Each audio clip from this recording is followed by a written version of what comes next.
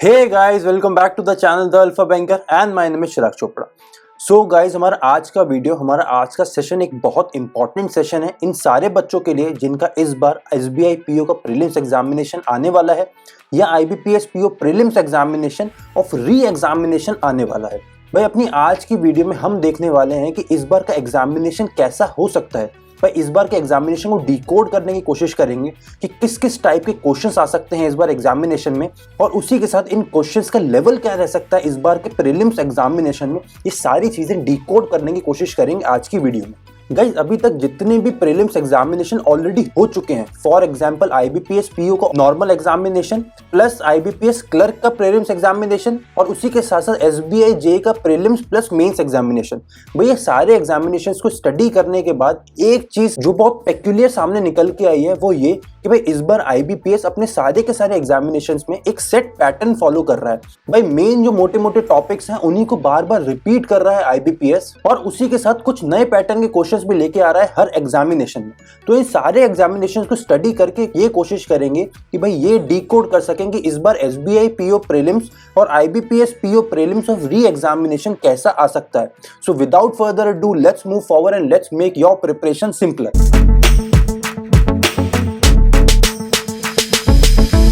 So guys, सबसे पहले बात करते हैं मेरे फेवरेट टॉपिक की, that is quantitative aptitude, that is mathematics की। भाई देखो, मैथमेटिक्स में अब आईबीपीएस एक बहुत ही पेक्यूलियर पैटर्न फॉलो करता जा रहा है रेगुलरली। अब भाई डेटा इंटरप्रिटेशन के क्वेश्चंस को बहुत ऊपर रखते हुए बाकी हर पैटर्न के क्वेश्चंस को बार बार रिपीट करते जा रहे हैं एग्जामिनेशन। भाई इसी वजह से हमने क्वांटिटेटिव एप्टीट्यूड के दो पैटर्न्स को इस बार बनाने की कोशिश करी है। भाई ये हमारा पैटर्न नंबर 1, इसमें डेटा इंटरप्रिटेशन के नंबर ऑफ क्वेश्चंस को हमने रखा है 10। और भाई इस बार के अगर एग्जामिनेशन को स्टडी करें तो हर टाइप का डेटा इंटरप्रिटेशन बार बार आ रहा है, that is line graph, bar graph, tabular DI और इसी के साथ साथ मिसिंग डीआई। ये सारे के सारे डेटा इंटरप्रिटेशन आ सकते हैं। बट इसके साथ एक और चीज जो इंपॉर्टेंट है वो ये कि भाई अब जो डेटा इंटरप्रिटेशन आ रहे हैं वो या तो रेशियो पे बेस्ड होते हैं या सारे के सारे क्वेश्चन परसेंटेज पे बेस्ड आते हैं। और इसी के साथ जो एक इंपॉर्टेंट चीज है वो ये कि भाई डेटा इंटरप्रिटेशन सारे के सारे आ रहे हैं ट्रिकी प्लस कैलकुलेटिव, मतलब इजी डेटा इंटरप्रिटेशन नहीं दे रहा है अब आईबीपीएस किसी भी एग्जामिनेशन में। सारे के सारे एग्जामिनेशन में डेटा इंटरप्रिटेशन का लेवल रहता है ट्रिकी प्लस कैलकुलेटिव। तो इस वजह से डेटा इंटरप्रिटेशन की प्रॉपर प्रैक्टिस करना आपके लिए बहुत जरूरी है। इसी के साथ अगर बाकी टॉपिक्स की बात करें तो भाई आ रहा है बार बार सिंप्लीफिकेशन एंड अप्रोक्सीमेशन। भाई इसके अराउंड 4 से 5 क्वेश्चन पूछे जा सकते हैं एसबीआई और आईबीपीएस पीओ के प्रीलिम्स एग्जामिनेशन में। भाई देखो, अगर पुराने एग्जामिनेशंस की बात करें तो एक आईबीपीएस क्लरिकल का पीओ एग्जामिनेशन छोड़ दो जहां पे सिंप्लीफिकेशन अप्रोक्सीमेशन के 10 क्वेश्चन तक पूछे गए थे। बाकी सारे के सारे एग्जामिनेशन में 4 से 5 क्वेश्चन का एक एवरेज बना के चल रहे हैं आईबीपीएस वाले। इसी के साथ क्वाड्रेटिक इक्वेशन, इसके भी 4 से 5 क्वेश्चन पूछे जा सकते हैं इस बार एग्जामिनेशन में। और इसके साथ मिसिंग या रॉन्ग नंबर सीरीज, इसके भी 4 या 5 क्वेश्चन पूछे जा सकते हैं। अब भाई अगर इन तीनों टॉपिक्स की बात करें, simplification, approximation, quadratic equations and missing और रॉन्ग नंबर सीरीज की, तो भाई देखो मिसिंग और रॉन्ग नंबर सीरीज इस बार बहुत ट्रिकी पूछे गए थे आईबीपीएस क्लरिकल में और आईबीपीएस पीओ में, इन दोनों एग्जामिनेशन में। भाई ट्रिकी मतलब इनका जो पैटर्न है वो समझना इस बार बहुत मुश्किल था और एक एवरेज स्टूडेंट के लिए थोड़ी मेहनत उसको ज्यादा लगती है। और इसी के साथ क्वाड्रेटिक इक्वेशन इस बार सारे के सारे एग्जामिनेशन में इजी लेवल का पूछा जा रहा है। भाई अगर ये 4 से 5 क्वेश्चन आपके सामने आते हैं तो आप ये एक्सपेक्ट करके चल सकते हैं कि भाई ये इजी आएंगे और उसी के साथ इनको सॉल्व करने में आपको कम से कम टाइम लग सकता है। और फाइनली अगर सिंप्लीफिकेशन अप्रोक्सीमेशन की बात करें तो भाई simplification approximation IBPS clerical cadre में बहुत मुश्किल आया था इस बार। भाई वो बहुत ज्यादा कैलकुलेटिव आ गया था, प्लस उसका जो पैटर्न था वो बहुत लेंदी था, मतलब उनको सॉल्व करने में बहुत टाइम लग रहा था। परसेंटेज बेस्ड सिंप्लीफिकेशन अप्रोक्सीमेशन के क्वेश्चन आ गए थे बहुत ज्यादा, और उसी के साथ साथ फ्रैक्शन बेस्ड क्वेश्चन आ गए थे। तो अगर आप इस बार के एसबीआई या आईबीपीएस पीओ के प्रीलिम्स एग्जामिनेशन की प्रिपरेशन कर रहे हैं तो आप अपनी तरफ से ये कोशिश करिए कि आप डिफिकल्ट सेट भी लगा सकें सिंप्लीफिकेशन अप्रोक्सीमेशन के, बिकॉज एग्जामिनेशन में डिफिकल्ट सिंप्लीफिकेशन अप्रोक्सीमेशन आने के चांसेस इस बार बहुत ज्यादा है। और इसी के साथ जो बाकी बचे 10 क्वेश्चन वो आ जाते हैं हमारे अरिथमेटिक के, दैट इज वर्ड प्रॉब्लम्स। और भाई ये सारे के सारे टॉपिक्स पे पूछे जा रहे हैं, मतलब partnership, profit and loss, work time, mixture allegation, time speed distance of partnership, probability, और सारे के सारे वर्ड प्रॉब्लम्स वाले टॉपिक जितने भी एक मैथमेटिक्स के बुक में होते हैं भाई इस पे पूछे जाएंगे अराउंड 10 क्वेश्चन, और ये 10 क्वेश्चन भी रहेंगे थोड़े से लेंदी। तो भाई अगर आपको इस बार क्वांटिटेटिव सेक्शन को अप्रोच करना है तो आप ये मान के चलिए कि आपकी प्रिपरेशन का लेवल थोड़ा अच्छा होना चाहिए, बिकॉज इस बार क्वांटिटेटिव सेक्शन थोड़ा सा ट्रिकी आने के चांसेस बहुत ज्यादा हैं। ठीक है गाइस, तो ये हो गया हमारा पैटर्न नंबर 1। अब देखते हैं क्वांटिटेटिव एप्टीट्यूड का ही हमारा सेट नंबर 2।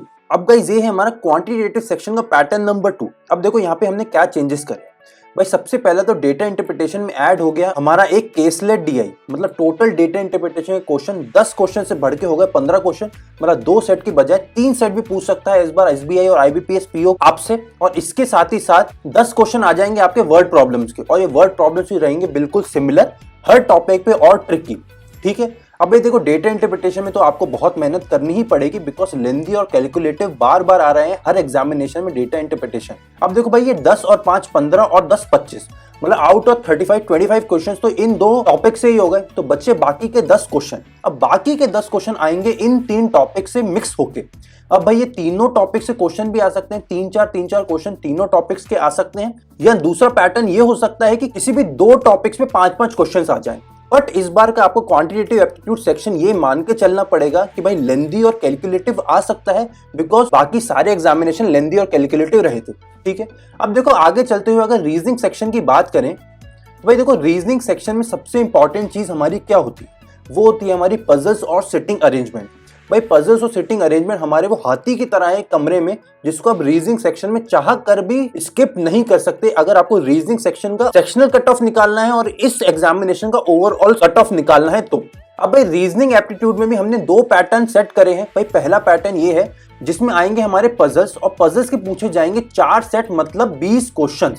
अब भाई देखो पजल्स की अगर बात करें तो भाई इस बार सारे के सारे पजल्स थोड़े से ट्रिकी थे और अब बिट लेंदी थे। भाई जितने भी बच्चे बाकी एग्जामिनेशंस दे के आए हैं वो ये बात समझ रहे होंगे कि भाई अब रीजनिंग सेक्शन उतना इजी नहीं आ रहा है कॉन्जिक्यूटिव एग्जामिनेशंस में जितना हर बार पूछा जाता था। भाई अब रीजनिंग सेक्शन थोड़ा लेंदी और थोड़ा ट्रिकी आता जा रहा है एग्जामिनेशन वाइज। अब देखो पजल्स की बात करें तो हर टाइप का पजल हर एग्जामिनेशन में पूछा गया, बट अगर उनमें से मेजर टाइप के पजल्स हम निकाल सके तो ये सबसे पहले आता है अनसर्टेन सिटिंग अरेंजमेंट। उसमें वो सिटिंग अरेंजमेंट होते हैं और हमें नहीं पता होता कितने लोग हैं, हमें फाइंड करना होता है ये चीज, इसको बोलते हैं अनसर्टेन सिटिंग अरेंजमेंट। इसके साथ ही आ रहा है फ्लोर बेस्ड सिटिंग अरेंजमेंट। इसके साथ आ रहा है सीक्वेंस बेस्ड। अब सीक्वेंस बेस्ड मतलब हाइट वाले 7 या 8 लोग होते हैं, उनकी अलग अलग हाइट्स होती हैं, तो हमें अरेंज करना होता है उनके हाइट पे, उनके डेट ऑफ बर्थ पे, तो बहुत सारे वेरिएबल्स होते हैं और इस पजल में हमें सीक्वेंस के हिसाब से उन लोगों को अरेंज करना होता है। इसके साथ आ रहा है बॉक्स बेस्ड पजल। भाई बॉक्स बेस्ड पजल और floor based puzzle almost same होते हैं with a bit of change, because box based puzzle में ये वेरिएबल डाल देते हैं कलर वाला, या बॉक्स के अंदर किसी बॉक्स में फ्लावर है, किसी बॉक्स में टॉयज हैं, किसी बॉक्स में इलेक्ट्रॉनिक्स है, ऐसे करके अलग अलग बॉक्सेस में अलग अलग चीजें रख देते हैं और सारे बॉक्सेस को अलग अलग कलर से कर देते हैं। मतलब बॉक्स पजल में इनके नंबर ऑफ वेरिएबल्स बढ़ जाते हैं, तो थोड़ा डिफिकल्टी लेवल इंक्रीज हो जाता है हमारा बॉक्स पजल में। और आ रहे हैं ईयर और मंथ बेस्ड पजल। भाई ये वाले पजल ऑलमोस्ट हर एग्जामिनेशन में बार बार पूछे जा रहे हैं कि भाई PQRST UV इतने लोग हैं, 4-5-6 लोग हैं, ये अलग अलग जगह पे जाते हैं, अलग अलग मंथ में जाते हैं और अलग अलग डेज पे जाते हैं, तो हमें फाइंड करना होता है कि कौन सा पर्सन किस जगह पे गया, किस मंथ में गया और किस डेट पे गया। तो ये वाले पजल हो गए हमारे ईयर और मंथ बेस्ड पजल, और ये बहुत ज्यादा पूछे जा रहे हैं रेगुलर। इसके साथ आता है हमारा सर्कुलर सिटिंग अरेंजमेंट, और इसमें इन और आउट दोनों पूछे जा रहे हैं। मतलब एक आता है सब इन और एक आता है सब आउट, और एक आ रहा है इन आउट दोनों। तो इन आउट दोनों वाले पजल्स थोड़े से मुश्किल हो जाते हैं, बिकॉज उनको सॉल्व करने में हमें ज्यादा टाइम लगता है। इसके साथ ही आ रहे हैं सिंगल रो डबल रो वाले पजल, जिसमें सिंगल रो अरेंजमेंट होता है या डबल रो सिटिंग अरेंजमेंट होता है पैरेलल, जिसमें आमने सामने लोग बैठे होते हैं, वो वाला पजल बहुत आ रहा है, और एक ऑर्डर बेस्ड पजल बहुत आ रहा है। मतलब कुल मिला के इतने सारे पजल्स में से ये लोग 4 सेट उठा रहे हैं, 5-5 क्वेश्चन ईच, और हमसे पूछ रहे हैं अराउंड 20 क्वेश्चंस ऑन पजल्स, ठीक है। इसके साथ पूछा जा रहा है हमसे सिलॉजिज्म्स, और सिलॉजिज्म में भी इजी वाले सिलॉजिज्म्स नहीं, ओनली अ फ्यू वाले सिलॉजिज्म, जिसमें काफी सारे बच्चों को डाउट्स रह जाते हैं। इसके पूछे जा रहे हैं 2-3 से लेके 4 क्वेश्चन तक। इनइक्वालिटीज, भाई इनइक्वालिटीज में भी थोड़ा ट्रिकी वाली इनइक्वालिटीज पूछी जा रही हैं। अब इसके भी आ रहे हैं 2-3 से लेके 4 क्वेश्चन तक। अब भाई देखो एक नई चीज बार बार पूछ रहे हैं ये लोग, वो है अल्फा न्यूमेरिक सीरीज या न्यूमेरिक सीरीज, और इसके कॉन्स्टेंटली ये लोग 3 से 4 क्वेश्चन एग्जामिनेशन में पूछते जा रहे हैं। अब इसके साथ साथ ब्लड रिलेशन और डायरेक्शन सेंस, भाई ये 2 टॉपिक्स ऐसे हैं जिनसे कुल मिला के 5 क्वेश्चन ये लोग पूछ रहे हैं। अब कभी 2-3-4 क्वेश्चन ब्लड रिलेशन के हो जाते हैं, कभी 2-3-4 क्वेश्चन डायरेक्शन सेंस के हो जाते हैं, बट कुल मिला के 5 से 6 क्वेश्चन ये लोग पूछ रहे हैं हमसे blood relation plus direction sense के। और इसके साथ आ रहे हैं अल्फाबेट बेस्ड क्वेश्चन। अब भाई अल्फाबेट बेस्ड क्वेश्चंस को आप मिसलेनियस क्वेश्चंस में भी डाल सकते हैं, बिकॉज इस टाइप के क्वेश्चन से हमें पूछा जा रहा है, भाई हमें एक जंबल वर्ड दे देते हैं और हमसे पूछते हैं कि एक मीनिंगफुल वर्ड बनाओ और उस मीनिंगफुल वर्ड का लेफ्ट से 3rd लेटर कौन सा होगा या राइट से 5th लेटर कौन सा होगा। तो ये वाले जो क्वेश्चंस आ रहे हैं ये लगातार अब बार बार पूछ रहा है आईबीपीएस, और इसके भी पूछ रहे हैं 1 से लेके 2 क्वेश्चन तक रेगुलरली। ठीक है गाइस, तो ये हो गया हमारा रीजनिंग का पैटर्न नंबर 1। अब रीजनिंग के पैटर्न नंबर 2 की अगर बात करें तो अब भाई देखो, इसमें अगर चेंजेस की बात करें तो भाई सबसे पहला और सबसे बड़ा चेंज है नंबर ऑफ पजल्स में। भाई पजल के 4 सेट से यहाँ आ गए 3 सेट, मतलब नंबर ऑफ क्वेश्चन 20 क्वेश्चन से कम होकर यहाँ पे हो गए हमारे 15 क्वेश्चन। बाकी सारी चीजें चेंज रही, पर 2 नई चीजें ऐड हो गई पजल का एक सेट कम करने से, और वो 2 नई चीजें हमारी coding, decoding plus order and ranking. भाई देखो, कोडिंग, डिकोडिंग और ऑर्डर एंड रैंकिंग का ऐसा है कि ये पूछे तो जा रहे हैं, पर एग्जामिनेशन के हर स्लॉट में कोडिंग, डिकोडिंग और ऑर्डर रैंकिंग दोनों ही नहीं पूछे जा रहे हैं। बट अगर नंबर ऑफ पजल्स के क्वेश्चन ये लोग कम कर देते हैं, तब कोडिंग, डिकोडिंग और ऑर्डर रैंकिंग के क्वेश्चंस आने के चांसेस बहुत ज्यादा हो जाते हैं। और यहाँ पे कोडिंग, डिकोडिंग के 4 से 5 क्वेश्चन तक आ सकते हैं, एंड ऑर्डर एंड रैंकिंग के 1 से लेके 2 क्वेश्चन तक पूछे जा सकते हैं। अब आपको ये करना है भाई, जल्दी से इस स्क्रीन का स्क्रीनशॉट ले लो और इसको अपने पास रखो और कोशिश करो कि अपनी प्रिपरेशन इन टॉपिक्स के अराउंड घुमा सको, इन टॉपिक्स के अराउंड अपनी प्रिपरेशन को और स्ट्रॉन्ग कर सको। बिकॉज अगर गाइस रीजनिंग सेक्शन को मैं एक सेंटेंस में डिफाइन कर सकूं तो भाई वो एक सेंटेंस रहेगा lengthy plus tricky, that is LNT। आपको अगर रीजनिंग सेक्शन में हाई स्कोर करना है तो आपको लेंदी प्लस ट्रिकी क्वेश्चंस के लिए रेडी रहना पड़ेगा, और इसमें आपकी बस एक ही चीज हेल्प कर सकती है, वो है आपकी strong preparation and your strong will. ठीक है गाइस, अब ये हो गई हमारी रीजनिंग सेक्शन की बात। अब फाइनली आगे बढ़ते हैं, देखते हैं हमारा इंग्लिश सेक्शन कैसा आ सकता है इस बार SBI PO और IBPS PO के प्रीलिम्स में। गाइस, अगर रीजनिंग सेक्शन की बात करें तो ये बहुत ही ब्यूटीफुली डिजाइन कर रहा है अब से IBPS, और इसका पैटर्न हमने बस एक ही रखा है, बिकॉज IBPS भी रेगुलरली उसी पैटर्न को लगातार फॉलो करता जा रहा है अपने सारे के सारे एग्जामिनेशंस में। अब देखो, अगर सबसे इंपॉर्टेंट चीज की बात करें इंग्लिश लैंग्वेज के सेक्शन में, तो भाई सबसे बड़ी चीज होती है यहाँ पे रीडिंग कॉम्प्रीहेंशन। भाई जैसे रीजनिंग के पार्ट में होता है हमारा पजल्स, वैसे ही इंग्लिश सेक्शन में होता है हमारा आरसीज। अब अगर आरसीज के क्वेश्चन की बात करें तो भाई अराउंड 7 से लेकर 9 क्वेश्चन तक ये लोग रेगुलरली पूछ रहे हैं, और उसी के साथ साथ जो रीडिंग कॉम्प्रीहेंशन है वोकैबुलरी इंटेंसिव रह रहा है। मतलब वोकैबुलरी के जो वर्ड्स इसमें यूज हो रहे हैं वो थोड़े ज्यादा मुश्किल टाइप के यूज हो रहे हैं, थोड़े अनकॉमन टाइप के वर्ड्स यूज कर रहे हैं ये लोग, बिकॉज ये चाहते हैं अब कि आपकी वोकैबुलरी स्ट्रॉन्ग हो अगर आप इंग्लिश सेक्शन को एक्सेल करना चाहते हैं तो भाई अगर आप रीडिंग कॉम्प्रिहेंशन की अच्छे से प्रिपरेशन करना चाहते हैं तो भाई आप कोशिश करिए कि जितने भी अच्छे अच्छे डेली न्यूज़पेपर्स हैं उनके एडिटोरियल्स हैं, उनके इंपॉर्टेंट आर्टिकल्स को रेगुलरली यूसेज में लेके आ सकें, बिकॉज जो उनके आर्टिकल्स होते हैं उसमें जो वोकैबुलरी यूज होती है, अब IBPS डायरेक्टली उसी वोकैबुलरी को अपने रीडिंग कॉम्प्रिहेंशन में इनकॉर्पोरेट करने की कोशिश कर रहा है। अब भाई अगर मैं अच्छे न्यूज़पेपर्स की बात करूं तो इसमें भाई 3 न्यूज़पेपर्स को मैं रेगुलरली आपको सजेस्ट करता हूं। पहला है the Hindu, second is economic times and third is financial express. भाई ये 3 न्यूज़पेपर्स की हेडलाइंस बहुत स्ट्रॉन्ग है, इन तीनों के एडिटोरियल्स और आर्टिकल्स वाला सेक्शन बहुत स्ट्रॉन्ग है। तो भाई अगर आप IBPS या SBI की प्रिपरेशन कर रहे हैं तो इन तीनों न्यूज़पेपर्स में से किसी को जरूर ऑप्ट करें अगर आप अपने इंग्लिश सेक्शन में और इंप्रूव करना चाहते हैं, अपने स्कोर को और बूस्ट करना चाहते हैं। तो भाई ये हो गई हमारी रीडिंग कॉम्प्रिहेंशन की बात। अब आगे बढ़ते हुए अगर हम सबसे इंपॉर्टेंट दूसरे टॉपिक की बात करें तो वो आता है हमारा एरर डिटेक्शन, और ये भी हर एग्जामिनेशन में पूछा ही जाता है।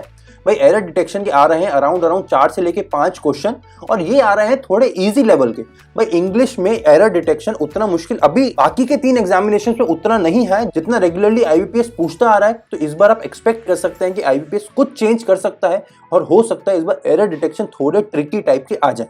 अब नेक्स्ट अगर आगे बात करें तो वो आ गए हमारे क्लोज टेस्ट, सिंगल फिलर्स, और इसी के साथ साथ आ जाते हैं हमारे डबल फिलर्स। अब ये तीनों टॉपिक्स को मिला के हमसे अराउंड पूछे जा रहे हैं 5 से लेके 6 क्वेश्चंस तक, और एक 5 से लेके 6 क्वेश्चन है vocabulary intensive plus grammatically strong. भाई अगर आप वोकैबुलरी इंटेंसिव प्रिपरेशन कर रहे हैं और आप ग्रामेटिकली स्ट्रॉन्ग हैं तो ये तीनों टॉपिक्स के 5 से लेके 6 क्वेश्चंस आपको बहुत इजी लगेंगे और आप बहुत अच्छा स्कोर कर पाएंगे इन टॉपिक्स में। ठीक है, अगर आगे बात करें तो है हमारा para jumbles plus sentence rearrangement. भाई इसके 5 सेंटेंस आ रहे हैं और डायरेक्टली 5 क्वेश्चंस पूछ रहे हैं ये लोग, और इसमें रेगुलरली बस उसी पैटर्न के क्वेश्चंस पूछ रहे हैं कि थर्ड सेंटेंस कौन सा होगा, फिफ्थ सेंटेंस कौन सा होगा, सेकंड सेंटेंस कौन सा होगा। बट एक नए टाइप की चीज भी पूछ रहे हैं ये लोग इस बार, वो है भाई कि फर्स्ट और सेकंड सेंटेंस को कनेक्ट कौन सा करता है। मतलब पैरा जंबल प्लस कनेक्टर्स भी आ रहे हैं अब से, तो आपको इन चीजों को भी देखना है कि भाई पैरा जंबल प्लस कनेक्टर को आप कैसे सॉल्व कर सकते हैं। इसके साथ अगर आगे चलें तो आप सबने जिन्होंने भी एग्जामिनेशन दिया होगा आप सब समझ गए होंगे कि इडियम्स एंड फ्रेजेस कितना इंपॉर्टेंट हो रहा है अब एग्जामिनेशंस में, बिकॉज भाई रेगुलरली क्लरिकल एग्जामिनेशंस में और PO एग्जामिनेशन में लगातार इडियम्स एंड फ्रेजेस पूछे गए हैं, और इनके 2 से लेकर 3 क्वेश्चन तक एग्जामिनेशन में आते जा रहे हैं। तो आप कोशिश करिए कि अगर आपके पास थोड़ा टाइम बचा है अभी तो आप इडियम्स एंड फ्रेजेस के ऊपर एक बार नजर घुमा सकें, बिकॉज ये ज्यादा टाइम आपका कंज्यूम नहीं करेंगे। अगर आप 1 या 2 बार भी इनको अपनी नजरों के सामने से निकाल लेंगे तो ये वाला टॉपिक आपका उतने में ही प्रिपेयर हो जाएगा। मतलब अब बचे हैं हमारे पास 30-25 मतलब बस 5 क्वेश्चन। अब भाई वो 5 क्वेश्चन बहुत इंपॉर्टेंट रहेंगे बिकॉज वो इन 4 टॉपिक्स में से पूछ सकते हैं ये लोग 5 क्वेश्चंस आपके। और वो टॉपिक्स है हमारा सेंटेंस करेक्शन, वर्ड स्वैपिंग और उसी के साथ मिसस्पेल्ड वाले वर्ड्स। अब भाई देखो मिसस्पेल्ड वाले वर्ड्स इन्होंने क्लरिकल एग्जामिनेशन के सारे स्लॉट्स में पूछे थे और इसी के साथ वर्ड स्वैपिंग। तो भाई वर्ड स्वैपिंग और मिसस्पेल्ड वर्ड्स को आप मान के चलिए कि भाई हो सकता है कि इन पांचों के पांचों क्वेश्चन हो सकता है किसी इंडिविजुअल टॉपिक से ये लोग पूछ लें। हो सकता है 5 क्वेश्चन आ जाए सेंटेंस करेक्शन से, या 5 क्वेश्चन आ जाए हमारे वर्ड स्वैपिंग से, या 5 के 5 क्वेश्चन आ जाए हमारे स्पेलिंग या मिसस्पेल्ड वर्ड से। तो आपको प्रिपेयर रहना है कि ये सारे टॉपिक्स भी आपके सामने रहे हैंडी। और अगर आप इन सारे टॉपिक्स को थॉरोली प्रिपेयर कर लेते हैं देन आई एम श्योर कि आपका एग्जामिनेशन इस बार बहुत अच्छा जाने वाला है। भाई आप सेक्शन वाइज भी बहुत अच्छा प्रिपेयर कर पाएंगे, बहुत अच्छा परफॉर्म कर पाएंगे और ओवरऑल एग्जामिनेशन में आपका स्कोर भी बहुत अच्छे से बूस्ट होगा। सो गाइज ये रहा हमारा आज का पूरा session of highly expected topics और हाईली एक्सपेक्टेड क्वेश्चंस, जहां हम अपनी तरफ से कोशिश कर रहे हैं कि भाई डिकोड करने की कोशिश करें क्या एग्जामिनेशन का पैटर्न इस बार रह सकता है और किस टाइप के क्वेश्चन इस बार एग्जामिनर हमसे पूछ सकता है। So do let us know आपको आज की वीडियो कैसी लगी।